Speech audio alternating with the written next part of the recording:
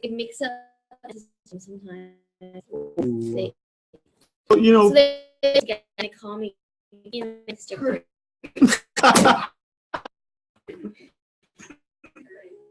Yeah, I think and that for son, like you were like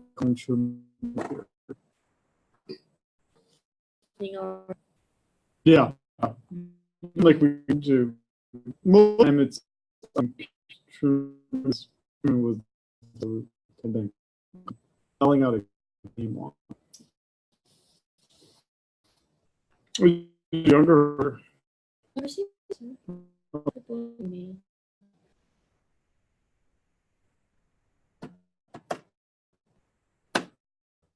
It's a big of news today.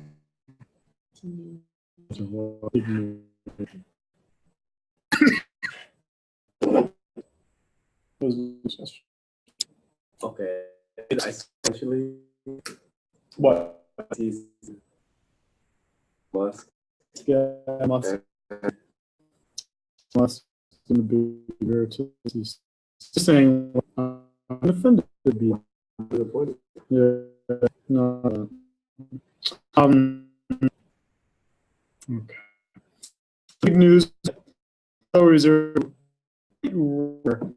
number decision interest rate. Don't use September because the third week is usually made interest rates. Okay, think about. So I gotta do this. Just sure.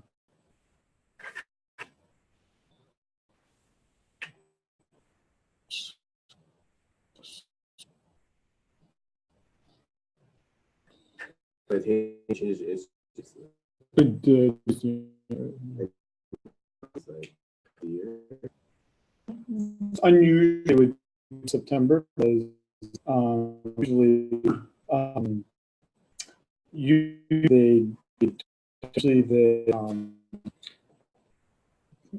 regular January time. You don't September is unusual because third quarter already.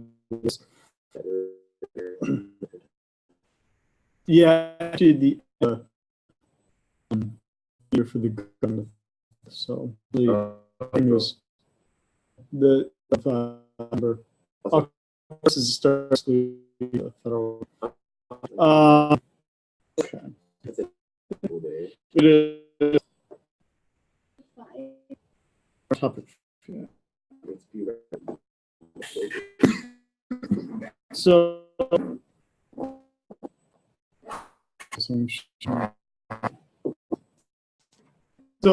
what do I talk for 2 minutes? I can do this, but if you this interest, summer, I'm going to offer actually going to offer international trade and finance. It's actually finance and business access. Oh, it's a triple school. From my degree at ECON.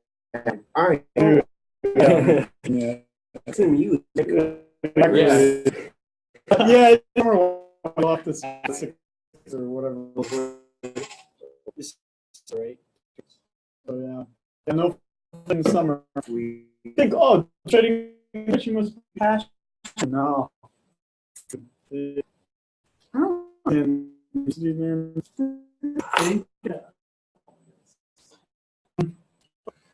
So this, so here we look at production.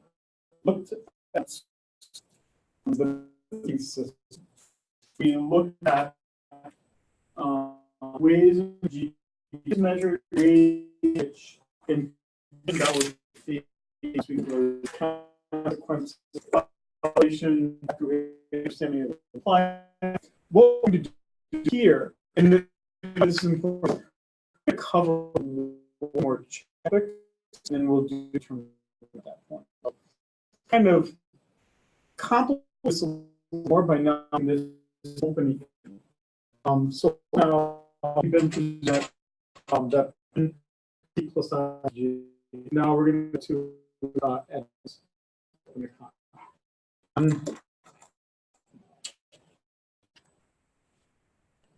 We're going to additional is that this is a all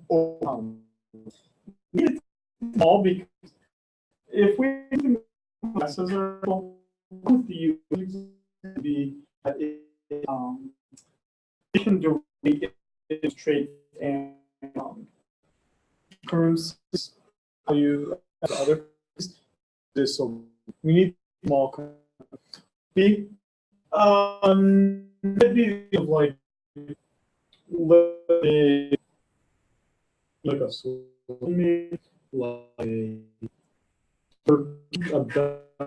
I mean, you get pretty small.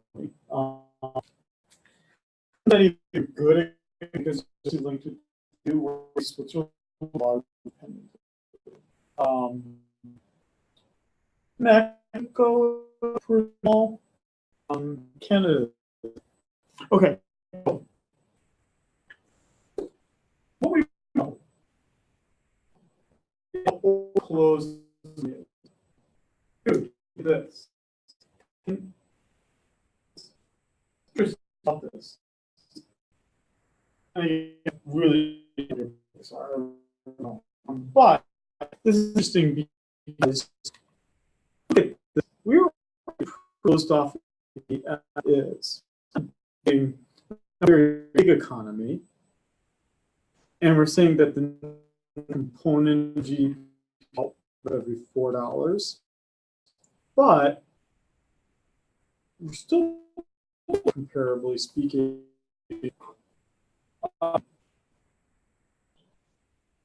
Luxembourg is industry in law.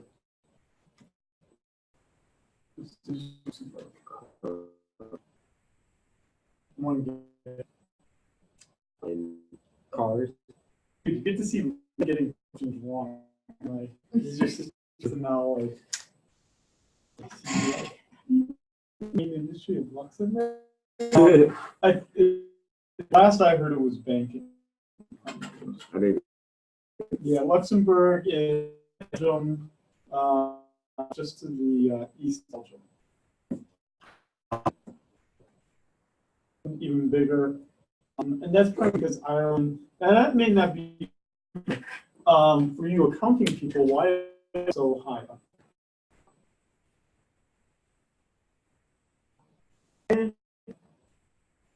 Is Google operations in Ireland, why European operations in Ireland, Bell's European operations are in Ireland, Amazon operations are in Ireland. This is so big, but why are they all?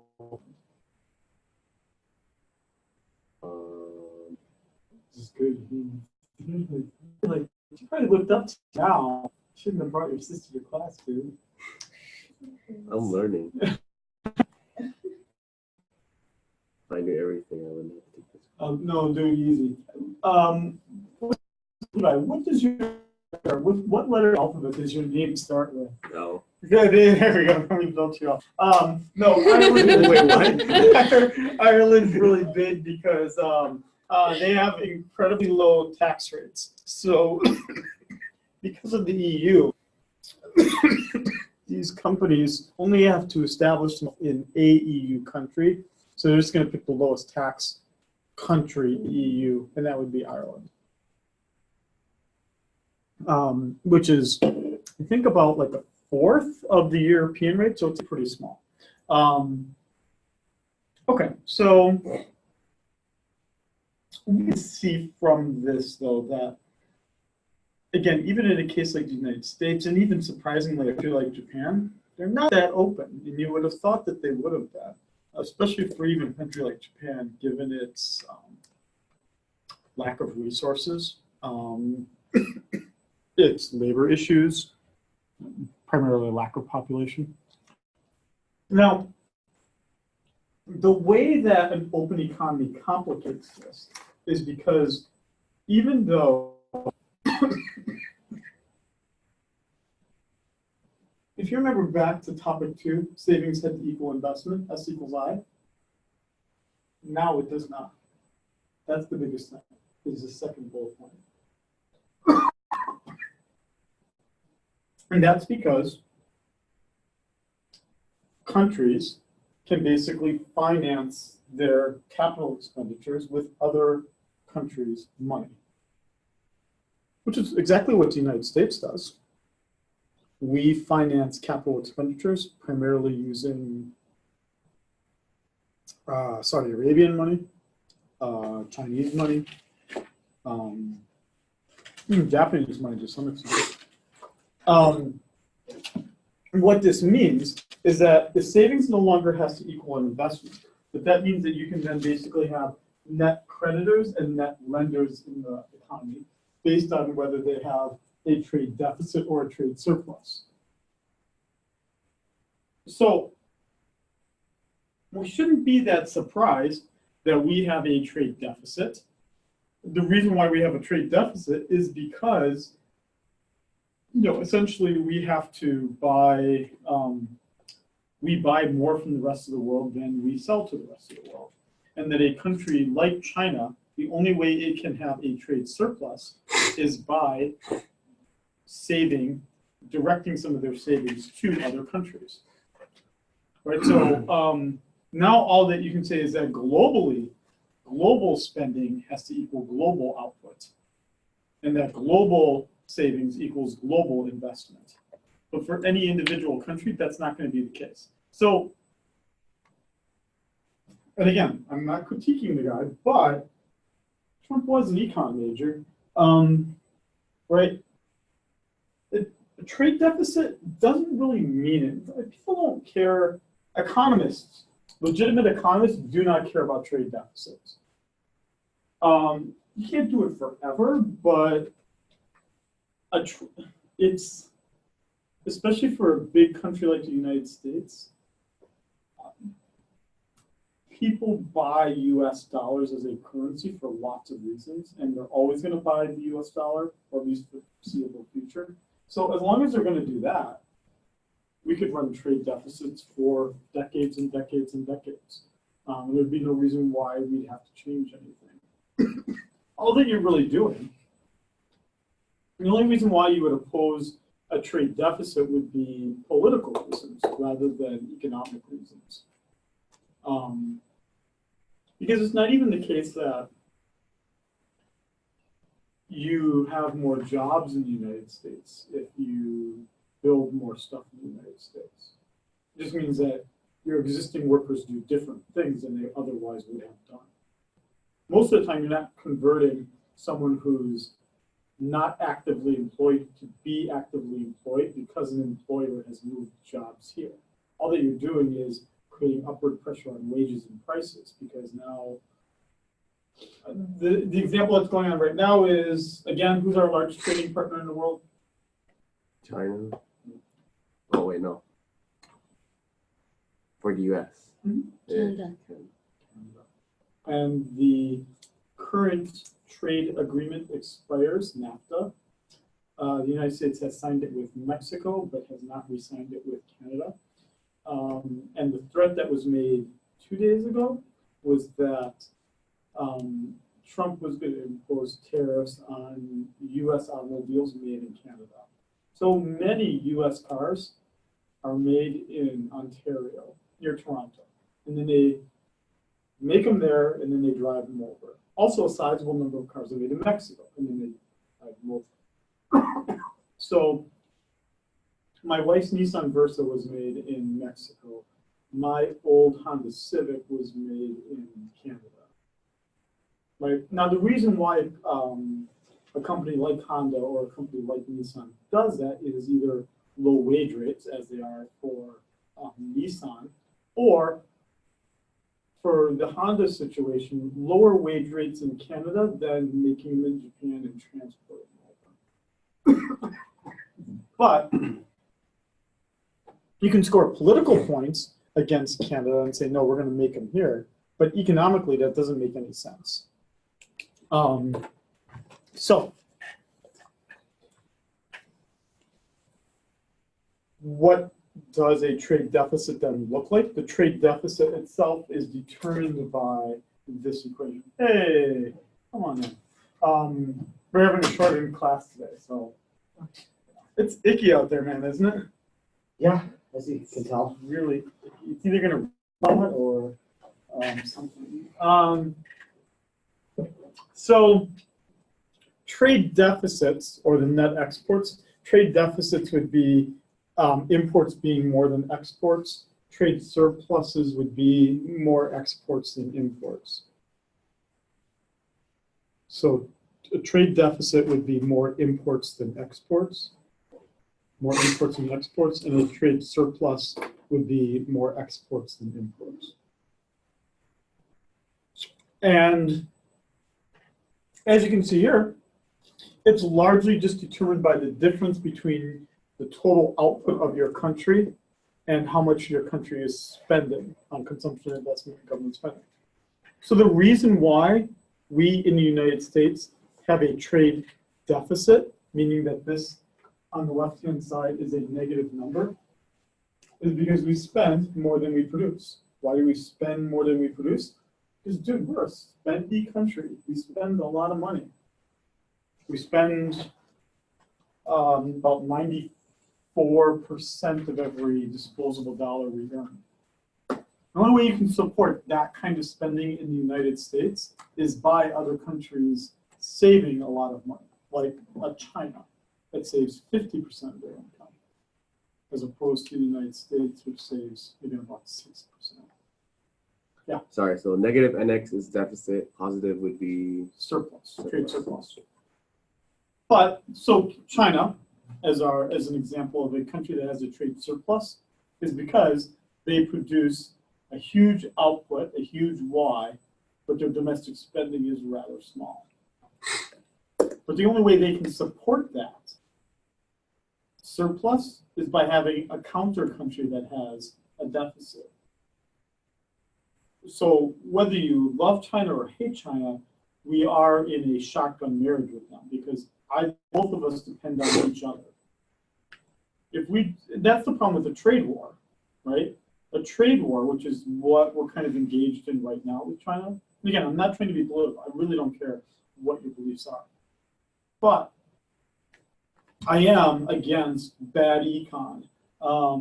We've got some bad econ going on here because in a trade war, basically what you do is you keep ratcheting up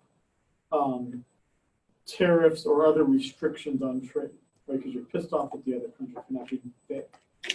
So we're doing one right now with China. Each of us are taxing each other's goods at pretty high percentages now, or very soon to be at very high percentages with each other. What that means is that the NX then has to get closer and closer to zero for both countries. Now, for Trump, that's a good thing, right? Because he's trying to make it sound like the trade deficit's going down.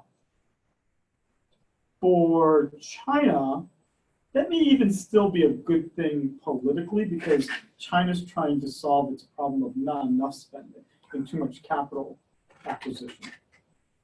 But no matter how you do it, both countries' economies are going to get smaller. Because now you're forcing them to make a product that they're not very good at making.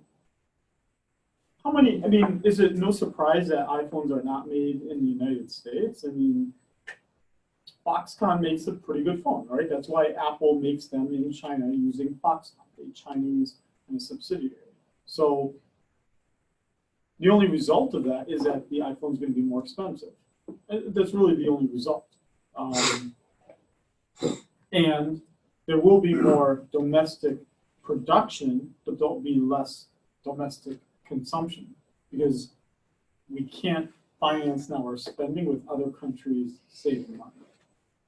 So trade wars are bad. I mean, that's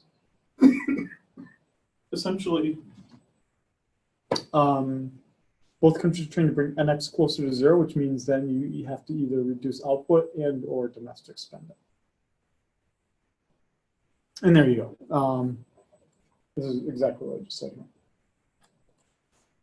So let output you go. is GDP. why? That's just because that's what it's defined as. That's in the equation. The output is y, Yes, yes. Output is Y, and then spending is a CIG. C plus I plus G. Yep. Which C plus I plus G is the other way of saying GDP. When it was a closed economy, so here's the point, Kristen, is that when it was a closed economy, we actually didn't differentiate between the two because the two were exactly the same. They were identical. But now they can be different because the international trade can finance a difference between the two. My son, I just bought him the exact same pencil case as you. Did you know that zipper? You can go around. So why would you do that though? Like I was trying to play with that yesterday on his. Yeah, and you gotta do that. So, to make it like open wider. Yeah. So his is like a grills one, so it's got like gold teeth in the middle. And it makes it look like, someone had like grills. I got it from Walmart. Well, I got mine from Amazon. How much was yours? Like, Oh wait, you guys don't buy stuff $2.70. online, right? I do sometimes. Remember, wasn't there this debate last spring and you wanted to try to buy something, but you couldn't find it and you didn't want to buy it online? Do you remember this? There was something. And I remember that conversation early on, back in like January or February. There was something you were trying to buy. I don't remember because we had just met or not met that long ago at that point. There was something you were trying to buy and we were trying to figure out what store would have it. What was that? Do you remember this though, kind of vaguely? Vaguely, maybe. Oh, it was a whole 10 months ago. Oh yeah. So the two used to equal each other. Now they don't have to equal each other because there can be a difference between the two that's net exports. This is production. This is spending. Production used to have to equal spending. Now they don't have to equal each other. is export and output. I mean, no, yes. Output and exports, like both equal y. So exports. Looking at the formula. Yep. So let's look at the formula. So the NX, the EX, and the IM, that exports minus imports, those are all spending categories. So they're kind of over here with this, because that's our classic definition of GDP, C plus I plus G plus NX. This is production. So production can now be different than spending. The two don't have to equal each other. Good? Yeah. Good. Good. So,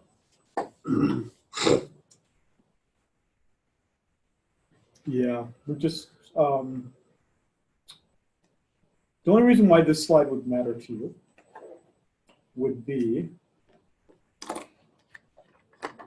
you're trying to get elected to something. Again, most economists don't care about this. They really don't. I mean, in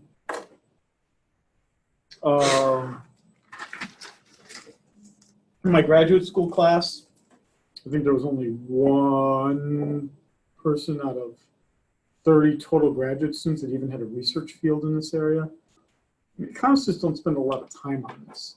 And the reason why is because of things economists agree about. The one thing they agree about the most is that, and you don't have to write this down, but the one thing that economists agree about the most is that the minimum wage increases unemployment. That's the one thing we believe. I think the second most common thing we believe is that price controls in general create deadweight losses. And then the third thing is that free trade benefits everybody. And I mean, if anything, the reason why we've had prosperity for the past 30 years is because once NAFTA was passed, we now have the combined economic strength of Canada, which has all the commodities, Mexico, which has the cheap labor, and the United States, which has a good transportation infrastructure, that creates basically like a big equivalent of the EU, where we have cheap labor, raw materials, and an ability to transport everything and move everything around. So NAFTA was really great for all three countries. All three countries benefit from it. Yeah, some benefit more than others. Mexico, Mexico last defaulted on its debt, I think in like the late 80s or very early 90s.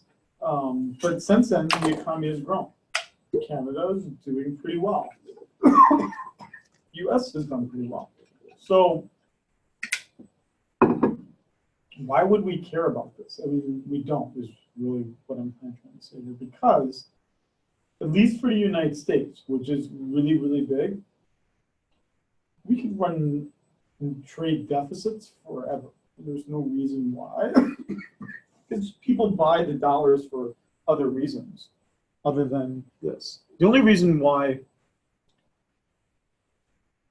if I were a small country, I might be concerned, would be the only way you can finance a trade deficit is by having assets you can sell to other countries.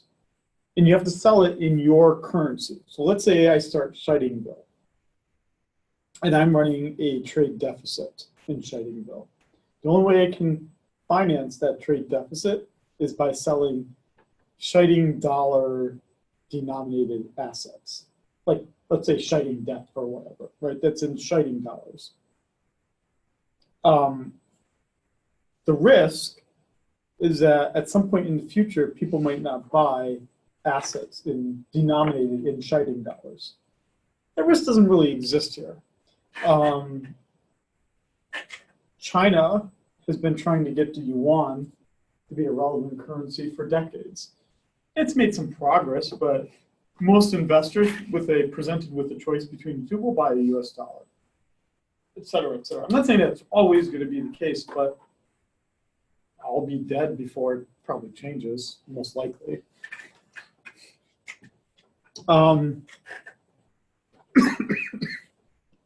So this is now the link between the two. As I was saying, a trade deficit or a trade surplus has to be financed with a capital exchange that's in the opposite direction. The only way I can finance this is by having, if savings is greater than investment, then that country is going to have a trade surplus.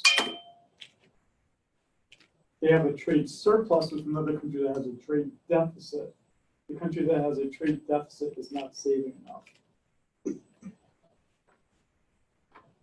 So the countries that are net lenders have a trade surplus, like a China. Countries that are net lenders have a trade surplus, like a China. Because the only way they can lend more to the rest of the world is by buying something with it. Right? The only way that we will buy lots of Chinese goods and then have to demand lots of Chinese yuan would be that there has to be a lot of Chinese people that are willing to supply their yuan and want to buy dollars. I'll repeat that again because it can kind of get confusing. Let's just say two countries exist in the world, China and the United States. Now, these are not small economies, but let's go with my example here. As it exists right now, China makes a lot of stuff and gives us a lot of financing. Buys our US debt, buys other things in the economy. They just bought, they've been getting really big in Hollywood for the past 3 years, 4 years. They made that terrible Baywatch movie. Oh, God. Levi, did you see that? Which one? The Baywatch movie. Cash, did you see it? Mm-hmm. It wasn't. The girlfriend didn't make you go see it? No. Isn't it that kind of movie? Is that old? That was last They did a remake. year, right? Yeah, the remake of I it. was interested though. No, I have never heard of Okay, that. well, that's not good. But the United States is in the opposite situation. We borrow from China and we buy stuff from China, buy goods from China. Now, when a country sells stuff to another country, they want to get their home currency. So when the Chinese sell us lots of iPhones through Foxconn, Foxconn wants to get paid in yuan because all of their invoices are in yuan. Employees, rent, all those things. So they don't want dollars. Dollars aren't going to do it for them. So if Foxconn, the Chinese company, is demanding yuan, we, the United States, have to find some way to give them yuan. Meaning we have to be able to offer the Chinese something that they will pay us in yuan for, that we can then turn around and pay Foxconn with. The thing that we sell to the Chinese is US government debt. Because then we say to Mr. and Mrs. China, right, we will sell you US government debt for $10,000. And now they, the Chinese, will have to supply to us yuan to buy US dollars. They will give us that yuan and we'll turn around and pay it to the Chinese to Foxconn. But you see how that relationship then works with each other? Each country is accepting only their home currency for the products they make. But for the other country to pay that home currency, they have to offer an asset to offset it. Right? Because they're not going to offer a good because they're buying the goods from the other countries. So that's why this slide exists here. If I'm buying more from other countries, I have to be selling assets to the other country. That's the thing I sell to them, if I'm buying more stuff from them. Is that clear for everyone? So,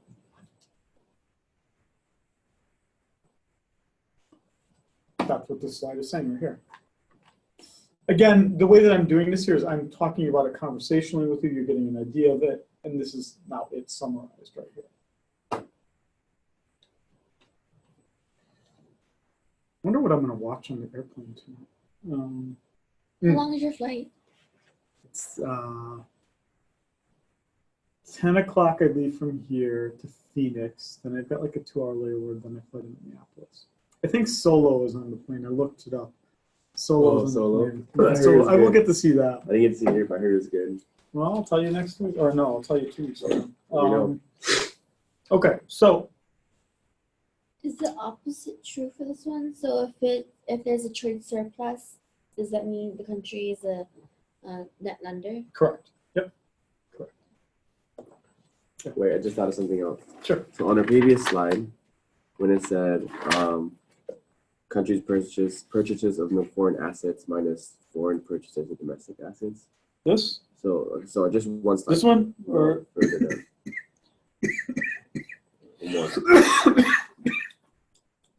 This one? No. This one? This one, yeah. So countries purchases of foreign assets minus foreign purchases of domestic assets. So would that be like the S and the R? So the S would be the country's purchases of foreign assets. You mean S and R? R? S and I. Oh, S and I. Yes. Yes. So that's S. Yep. So S would be the country's purchases of foreign assets minus I would be So foreign they're- purchases of domestic assets. So the difference between the two would be,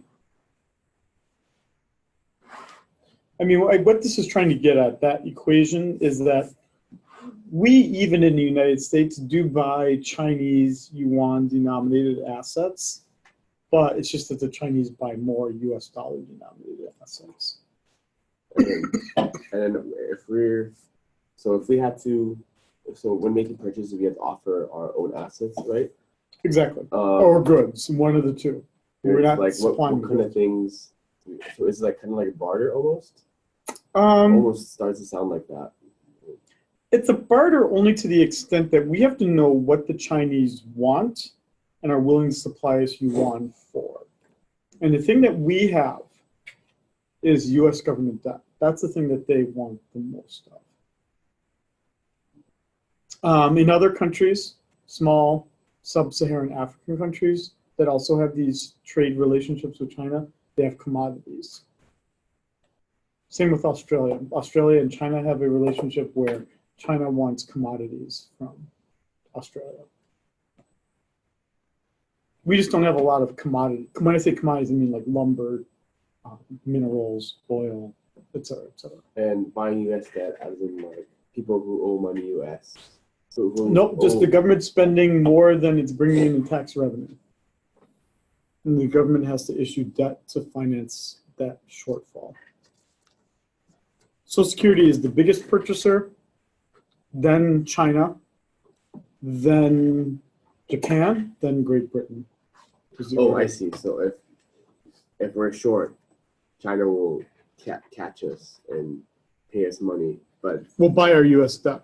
We'll buy our U.S. debt, which is whatever we haven't, the gap between our revenue and what we spend. So they can kind of have like a hold on us, sort of. Not a hold on us, but like, you know, like and I was like, hey, we helped you out there, gave you some money. Yeah, for kind your stuff. of, yeah. So now we have an involvement here. Let's see here. I'm just trying to find.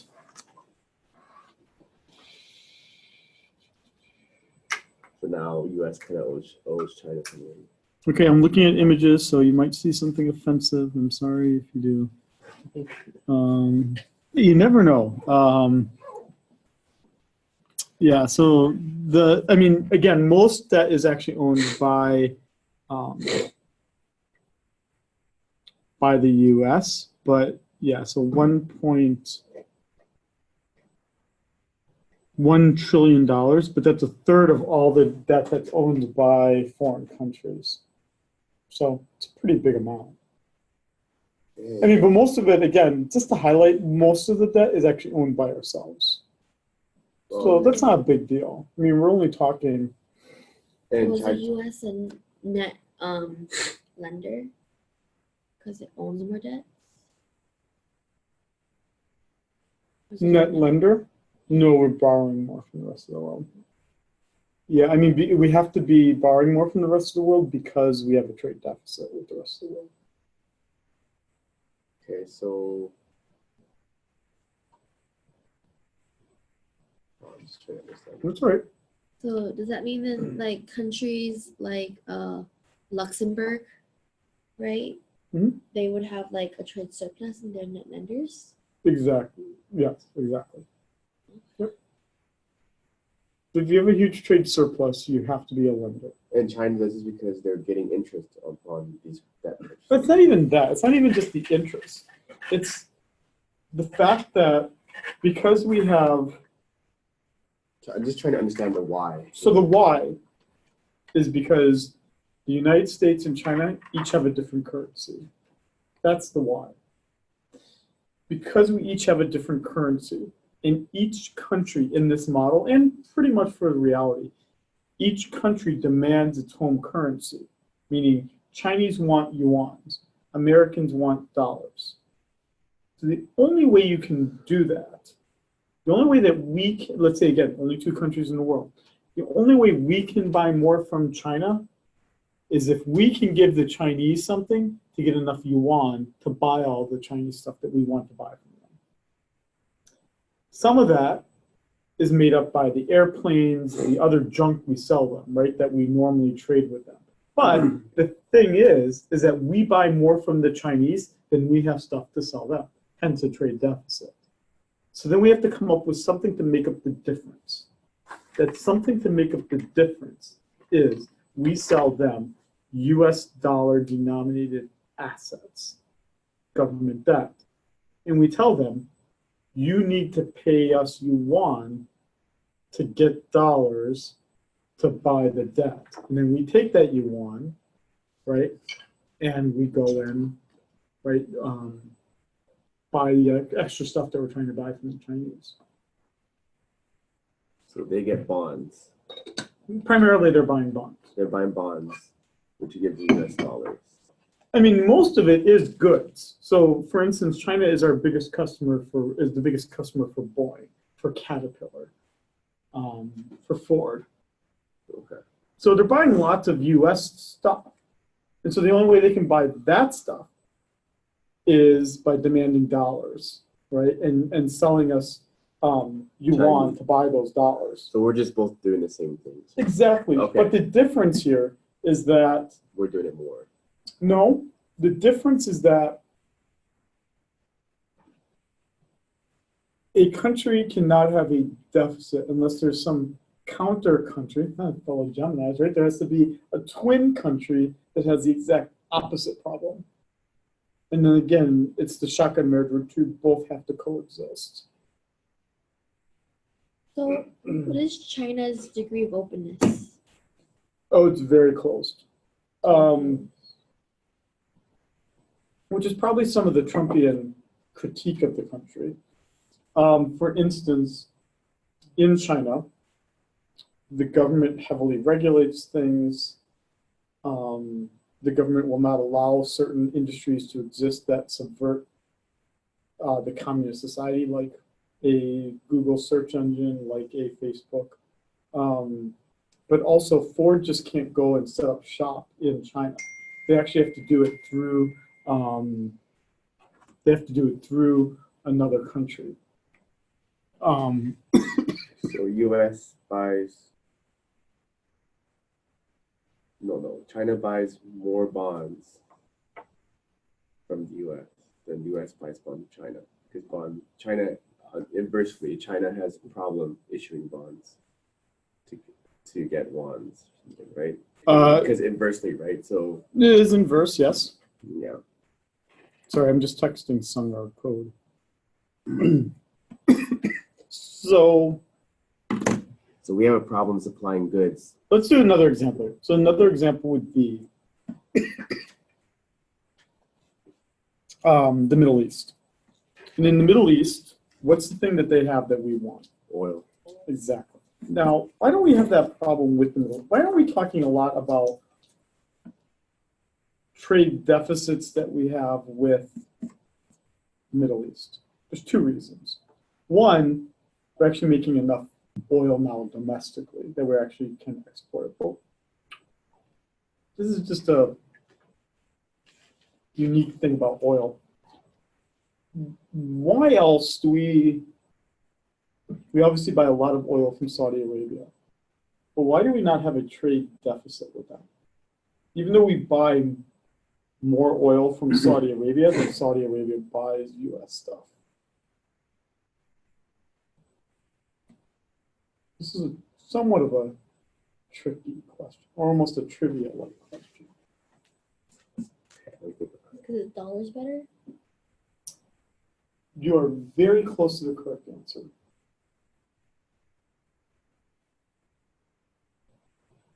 How much is oil selling for right now for a barrel of oil? How many gallons in a barrel? 50, I think. I think there's 50 gallons in a barrel. 50 gallons in a barrel? I think, something like that. It's unrefined. It's not like 150? gasoline, but what? Like 150? It's about $60 to $70. It's in dollars. That's why we don't have a trade deficit with Saudi Arabia, because all oil is denominated in US dollars. If we could just get China to adopt the US dollar, we wouldn't have a trade deficit with them anymore, because we would just pay them in dollars. That's why Germany doesn't have a trade deficit with France, because they all use the euro. It's more direct. Well, when you have the same currency, you no longer have to have something to make up the difference. We have to make up the difference because the Chinese are going to be pissed if we start paying them in dollars. They want yuan, because that's what all their invoices are in. Okay, I think I'm starting to get it. So The the government, only reason why this slide has to exist is because countries have different currencies. Oh. So again, so for Saudi Arabia, we don't have to care about this because Saudi Arabia's biggest export, oil, is all in dollars. So we don't care, right? We just use our dollars to give to the Saudi Arabians, and they have to get paid in dollars because I think back in like 1950, when we owned the Middle East and tromped all over them, we said, oh, we're going to make oil internationally have to be denominated in dollars. Obviously, the Saudi Arabians, if they had a choice to make it something different, they would. But we're their biggest customer, and so we'd probably be pretty pissed at them. Why can't we just change dollars to wons like at like an exchange office? Like if I was to go to China and that's what I would do. Because if you went to an exchange office, the issue here is that who's going to give the yuans to the exchange office to give to you, the person that wants to buy the yuans? Some Chinese person that wants the dollars, right? Because the exchange person is just a middleman, right? They're just saying, oh, Levi's got some yuans he's hanging on to, but he wants dollars. Cash is the exact opposite situation. He has dollars and wants to buy yuan. I'm the middleman and says, oh, dude, I know that guy needs this guy needs this.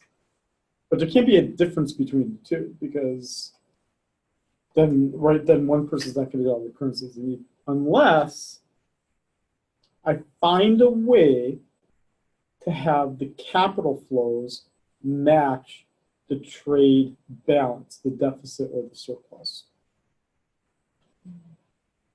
Basically, if the Chinese aren't buying enough from us, which is what the situation is, then I have to have some asset that they can make up the difference with. Is that pretty clear for everybody? So it only works for like small scale.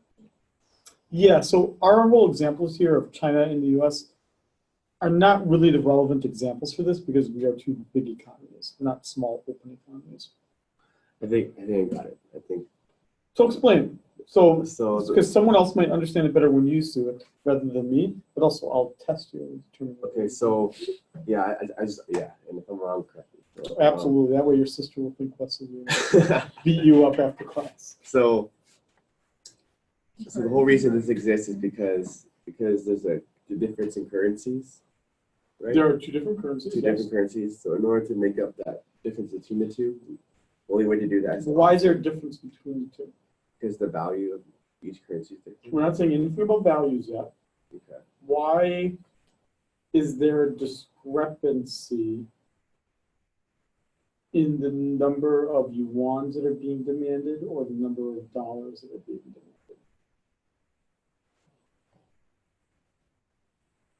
Because the Chinese want wons, but we only got dollars. And what are the Chinese, what are their two options? There are three options of what a Chinese person can do with their yuan. They can either keep it all and just not trade with anyone, meaning they are a completely closed economy, Mm-hmm. or if they are open, what are the two things they can buy with yuans? Other Goods, country debts. and they can buy capital. Assets, exactly. That's all we're saying here, is that the two things, goods and assets, have to equal the goods and assets from the other country if it's a too good economy. That's all we're saying. Oh, We need to make sure that the Chinese are supplying enough yuans so that we can buy all the stuff that we're buying from them, the trade deficit. And the only things that we can do then as the United States is either sell the Chinese stuff or both sell them stuff and sell them assets, capital goods. Capital with a capital C, not a lowercase c, meaning we have to sell them bonds or companies, not like machinery, not capital in the economic sense, capital in the financial sense.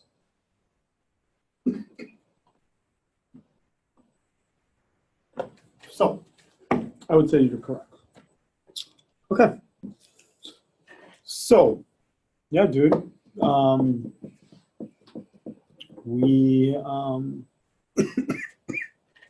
Well, a lot of people, we have huge trade deficits, which means we borrow money every year.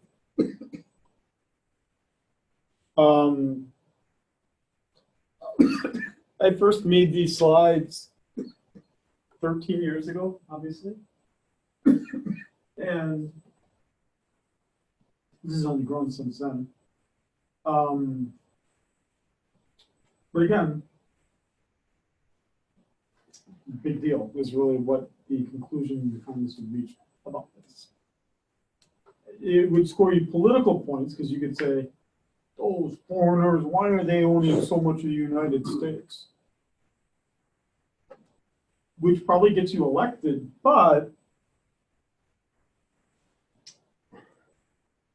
do we really care that the Chinese own $1 trillion of the $20 trillion in debt that we have as the United States government? Do we really care? They own about 5% of US total debt. Does that matter? No. No. They can try to fuck us over, right? They can try to say we're going to call in our debts right away, and the government, right? If the Chinese turned in their bonds, we probably wouldn't have the money to pay off the bonds. Right? This is just like the bank saying you've got a mortgage with us, and it was coming due next year. We actually want you to pay it. We're not going to extend you time. Right? Then you'd be like, dude, I don't have the money. I was going to refinance, right? I mean, that's essentially what the Chinese could do to us. They could say, with their 5% of debt, they could say, we're not going to refinance it. We want you to pay us off. It would kind of hurt us. We'd have to find some way to pay them off. But it's not that big. And we'd have to think that things that we're spending instead on stocks, we just have to go to U.S. tax. So why should we care about it? You know, the only thing that we care about it is it politically doesn't look good. Okay, so that's the other side of this, right? This is just the same two slides here. This is just the opposite side of this. Yeah. I'm not gonna, this is just the same thing that we had before here. Okay, so what this means then is that this you've already seen. This is nothing new. We already saw this. This was in topic 2. So I'm not going to, this is the exact same slide as topic 2, slide 13. So if this is what, obviously there's some things missing here. Does anyone know what is missing? What? There's one mathematical symbol missing. Isn't it between the Y and T? Y minus T. Yep, it's disposable income. Yep. Okay, so this isn't different. But what we saw was this is how it used to look. So we're missing a few things in here. We're missing all the minus signs.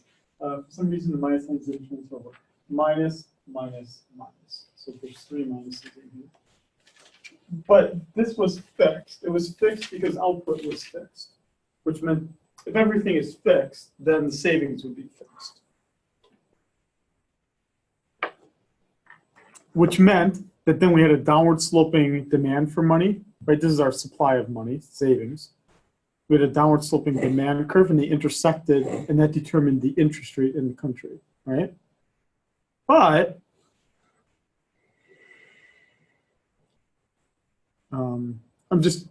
I'll go back here, but I'm just trying to jump to the big thing here. And I'll go back in the slides. I just don't want this to be a murder mystery. I don't want it to be a surprise here. So here is our demand for money. That would be people with a demand for investments, which is a function, negative function of the interest rate. And in a closed economy, you'd be at R subscript C. Okay?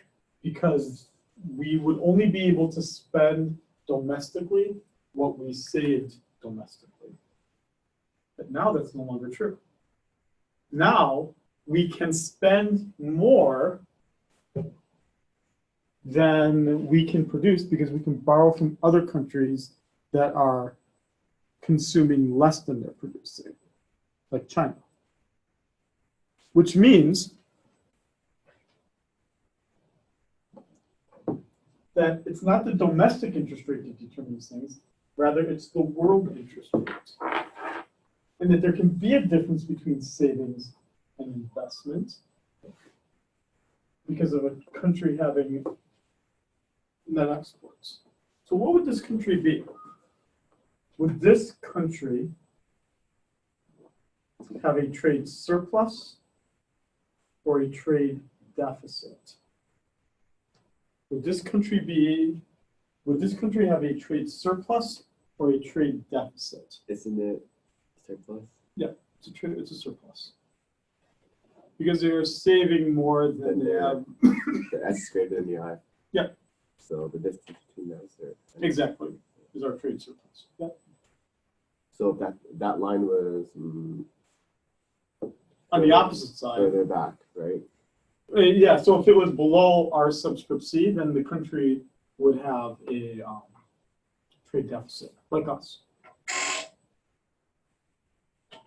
Okay, let's go back in the slides just to. And then wait. So RC is the country's interest rate, Yep, the And country's domestic interest rate. Our R star is is the like world interest the rate. world interest rate. Yep. Okay, got it.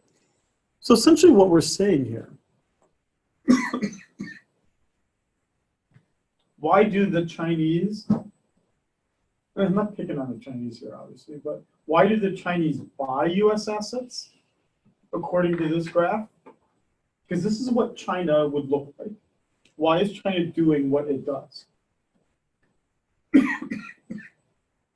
Why is China buying US government debt? We're not forcing them to do it.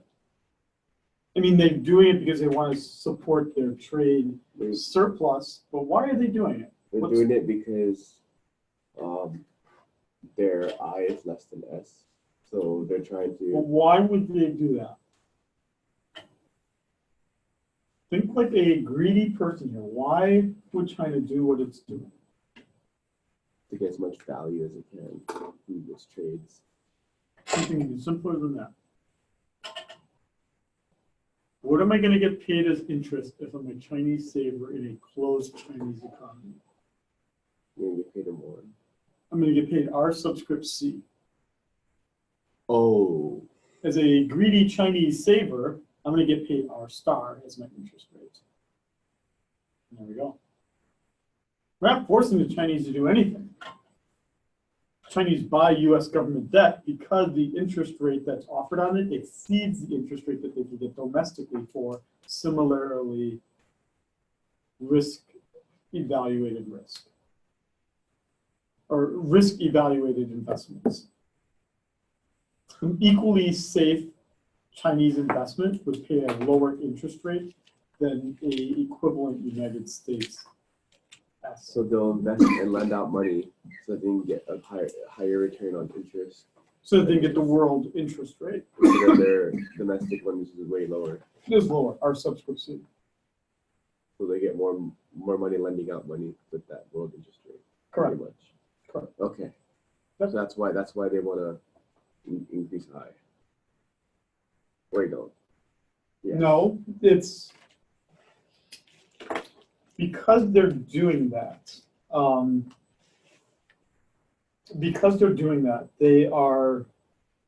The Chinese are benefiting in two ways. They are able to earn a higher interest rate and they're able to finance the trade surplus that they have.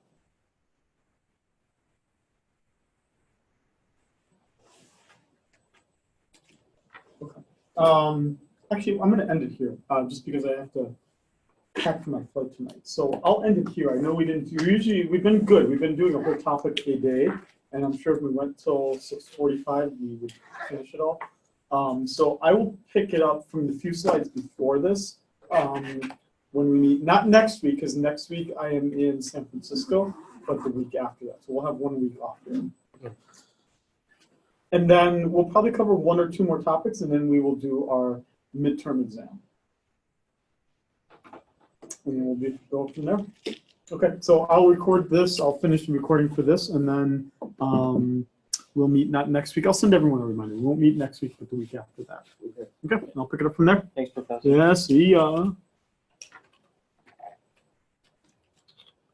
So what's the function that's in town? It's like a